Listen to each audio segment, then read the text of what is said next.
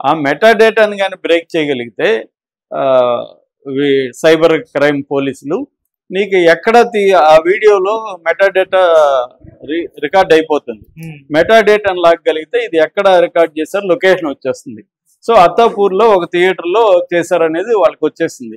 అప్పుడు ఆ టైంలో అక్కడ ఏ ఫోన్లు ఉన్నాయి అనేది మొబైల్ టవర్ టెక్నాలజీ ద్వారా ఫోన్ నెంబర్లను పట్టుకుంటారు. అలాగే 40 ఫోన్లు ఉన్నట్టుగా 44 ఫోన్లు ఉన్నట్టుగా పట్టుకున్నారు. ఈ 44 ఫోన్లు ఉన్న వాళ్ళని వరుసగా ఒక్కొక్కరిని పిలిపించారు.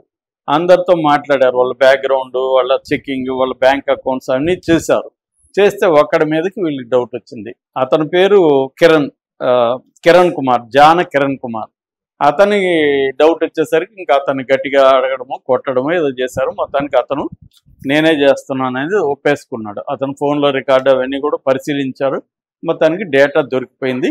అతను ఏం చెప్తున్నాడంటే ఇప్పటి వరకు 40 ఫిల్మ్స్ అతను ఇలా అత్తాపూర్ దీంట్లోంచి రికార్డు చేశాడని. ఇన్ఫాంట్ రాజ్ అనే ఒక అతనికి తమిళనాడు ఇతను సిరిల్ ఇన్ఫాంట్ రాజ్ అతనికి పంపిస్తున్నాడు. ఇతనికి డబ్బులు ఒక్కొక్క సినిమాకి సినిమాలను బట్టి, స్టార్ ఫిల్మ్ అయితే 50,000, మామూలు సినిమాలు అయితే 15,000, 15,000 నుంచి 50,000 రేంజ్లో ఆ సినిమా క్వాలిటీని బట్టి, సినిమాని బట్టి ఇతనికి పేమెంట్ వస్తుంది. పేమెంట్ కూడా క్రిప్టో జబ్బు పే అని, తర్వాత DCX అని క్రిప్టో కరెన్సీ ద్వారా ఇతనికి పేమెంట్ వస్తుంది. అలాగైతే ఇప్పటివరకు ఇతను 40 సినిమాలు పంపించాడు. ఇట్లా కొంతమంది ఏజెంట్లు ఉన్నారు. ఈ కిరణ్ కుమార్ లాంటి వాళ్ళు చేస్తున్నారు. ఇప్పటికైతే కిరణ్ కుమార్ దొరికాడు. ఇప్పుడు ఆ సిరిల్ ఇన్ఫాంట్ రాజ్ని పట్టుకున్నారు. మళ్ళీ సిరిల్ ఇన్ఫాంట్ రాజ్ కరూర్, ఇప్పుడు మొన్న తొక్కిసలాట జరిగింది కదా ఆ ఊరు అనమాట, కరూర్ అతను కంప్యూటర్ సైన్స్ చదివాడు. అతనికి నాలెడ్జ్ ఉంది టెక్నాలజీ మీద. అతను ఏం చేస్తున్నాడంటే ఈ సినిమాలు తీసుకొని tamilblasters.com అని, తర్వాత 5 మూవీ రూల్స్ అని, తర్వాత 1 తమిళ్ MV అని ఇలాంటి సైట్లు ఉన్నాయి. ఈ సైట్లలోని సినిమాలు పెడతారు. ఆ సైట్లకి ఇతను అమ్ముతున్నాడు అనమాట. అతను ఇప్పటి వరకు 550 ఫిల్మ్స్ ఇలాగ అమ్మాడని చెప్తున్నారు. అతనికి నెలకి $10,000 వస్తున్నాయి. అంటే యావరేజ్లో అరౌండ్ 9 లక్షలు అతనికి నెలకు ఆదాయం వస్తుంది. అతను అడుగుతున్నాడు నాకు ఇంకా ఎక్కువ $30,000 ఇవ్వండి, నేను క్వాలిటీ ఫిల్మ్స్ ఇస్తున్నాను కదని వాళ్ళతో సర్వర్ వాళ్ళతో ఇచ్చేస్తున్నాడు. ఇది ఒక మెథడ్. రెండో మెథడ్ ఏంటంటే వీళ్ళు బీహార్లో అశ్విని కుమార్ అనే అతను పట్టుకున్నారు. ఐడి అట్ క్యూట్రియో అని ఒక ఐడి ఉంది. అతను టెలిగ్రామ్ ఐడి అనమాట. అది దాంతో పట్టుకున్నారు. ఆ కుర్రాడు 22 ఇయర్స్, కానీ వాడు హ్యాకింగ్లో ఎక్స్పర్ట్ అనమాట. వాడు బీహార్లో కూర్చొని హైదరాబాద్లో ఉండే ఈ క్యూబు, UFO వీళ్ళ సర్వర్లో నుంచి సినిమాలు లాగేస్తున్నాడు.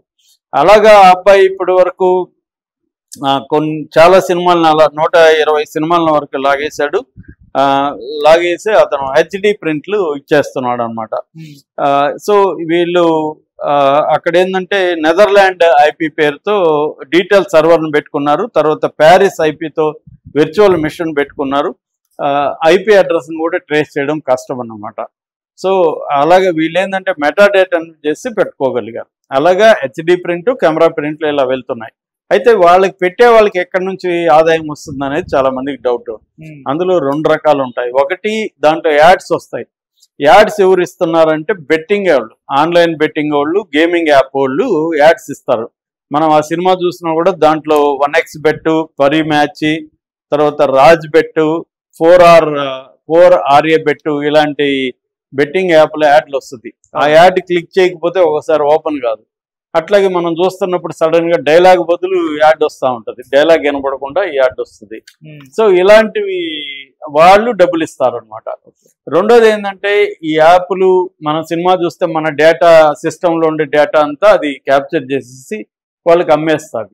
సో కన్జ్యూమర్ దీనికి, దానివల్ల మన డేటా వాడికి అమ్ముతున్నారు కాబట్టి దాంట్లో డబ్బులు వస్తాయి. ఇప్పుడు మనం ఎక్కువ మంది ఈ మధ్య ఏంటంటే ఈ సినిమాలంతా కూడా ఎక్కువ చూసేది సెల్ ఫోన్లలో చూస్తారు, మొబైల్లో. 70-80% మొబైల్లోనే చూస్తున్నారు. మొబైల్లో డేటా అనేది కాజేస్తుంది. ఈ విషయం తెలియదు. మొబైల్లో మనమేమో ఫ్రీగా సినిమా వచ్చిందని మనం చూస్తుంటాం, వాడు మన డేటా కొట్టేస్తున్నాడు. అది చాలా మందికి తెలియట్లేదు. నువ్వు ఫ్రీగా సినిమా ఒక 500-400 మిగులుతుందని నువ్వు సినిమా చూస్తే నీ డేటా అంతా వెళ్ళిపోతుంది. అందుకని వీళ్ళు ఇట్లా కన్జ్యూమర్ని హెచ్చరించాడు. అట్లాగే ఈ UFO ఈ క్యూబ్ వీళ్ళకి చెప్పారు, మీరు సపరేట్గా దీన్ని ఎక్స్పర్ట్ని, సైబర్ సెక్యూరిటీని ఎక్స్పర్ట్లను పెట్టుకోండి, ఎవరిని హ్యాక్ చేయకుండా ఫైర్ వాల్ సిస్టమ్స్ అవన్నీ ఎఫెక్టివ్గా పెట్టుకుంటే అప్పుడు మీకు హెచ్డి ప్రింట్లు అనేవి వెళ్ళవు, లేకపోతే హెచ్డి ప్రింట్లు వెళ్తాయి అనేది చెప్తున్నారు. సో ఇప్పటి వరకు ఏంటంటే ఆయన చెప్పిన దాని ప్రకారం మొత్తం ఇండియాలో ఈ పైరసీ వల్ల 22,400 కోట్లు ఇప్పటి వరకు లాస్ వచ్చింది ఇండస్ట్రీకి. ఒక్క తెలుగు సినిమాకు మాత్రమే, రంగానికి మాత్రం 3,700 కోట్లు లాస్ వచ్చిందని చెప్తున్నారు. సో ఇప్పుడు సైబర్ క్రైమ్ వాళ్ళు, సినిమా ఇండస్ట్రీ కలిసి ఈ పైరసీని ప్రాక్టికల్గా చేయడానికి సివి ఆనంద్ ఒక గొప్ప ప్రయత్నం చేశాడని చెప్పొచ్చు. దీన్ని సజ్జనార్ ముందుకు తీసుకెళ్లే అవకాశం